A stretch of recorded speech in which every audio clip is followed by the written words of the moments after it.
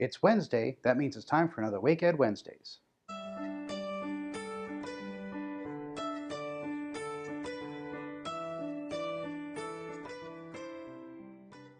Hi, I'm Tim LaValle from WakeEd Partnership, and in this episode, we're going to discuss the meeting between the school board and the county commissioners. The two bodies met on Monday this week to discuss issues around the budget and capital expenditures. In particular, around the budget, they are looking forward to what the cost will be to run the school system in the next school year. No official numbers were shared, but the pressure points for the school system were explained, in particular related to how the school system plans to implement its K-3 class size reduction as mandated by the state. The focus also was on a possible school bond referendum to build a number of new schools over the next 4 years. The school bond referendum is planned possibly for the November election.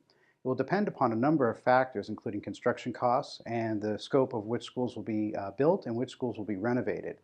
Most of that has been decided already between the two organizations, the school board and the county commissioners, who voted last year on what's called a 7-year capital improvement plan. It's a rolling plan, so it's updated annually, and it's reviewed on a regular basis throughout the year to make sure that the planning and the construction phases are on track for completion and they make any changes that are needed. In this case, a bond referendum will be necessary to help pay for the schools. One key thing to note is that the schools will be built no matter what, even if the bond fails. The bond is a way to finance the construction of the schools. Let's take a look at that for a moment. In public finance, there are a few ways that you can pay for school construction and other capital projects. You can pay with cash, which is your revenue on hand, which is raised through the tax levy.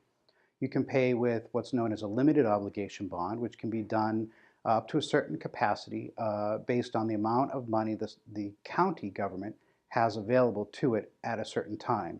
And then there's something called a general obligation bond, which is driven by a referendum or a vote. And it is the referendum asks voters if they want to increase their taxes at a certain rate to pay for the construction of capital projects, in particular schools. In the case of a general obligation bond referendum that we're probably going to see in November, it would actually be the least expensive way to pay for school construction. Schools will be built no matter what. It's how you pay for it that determines how much it will cost the taxpayer. In 1999, there was a school bond referendum that failed, and the tax rate went up 13 cents per $100 valuation because the schools needed to be built. In previous years, school construction bonds have increased taxes anywhere from a portion of a penny to up to 2 to 3 pennies per $100 evaluation. 2.5 cents is quite a difference from 13 cents. So a reasonable person can understand why a county government might want to use a general obligation bond as opposed to cash on hand to pay for school construction. But what does it mean that the schools will be built no matter what? It means that the way the state has arranged for the payment of school construction is that the county government, who has taxing authority, is in charge of paying for the cost of school construction, not the state. The state does not provide, at least to Wake County, any money for capital expenditures for schools. There's no state money coming in. So it's all on the county to do that. And so the county must pay for that. It's not the school system that pays for it as well, just the county. So what are the next steps?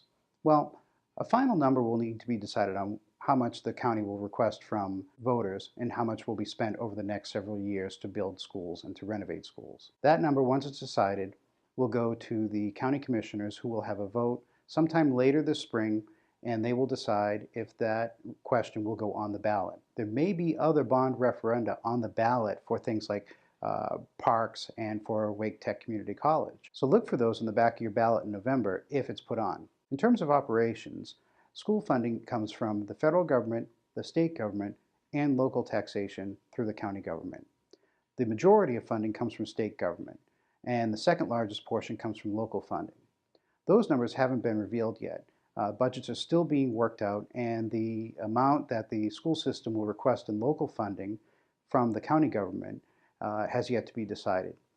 But it is expected that that information will be released in April, discussed by the school board later that month, and presented to the county commissioners probably in early May.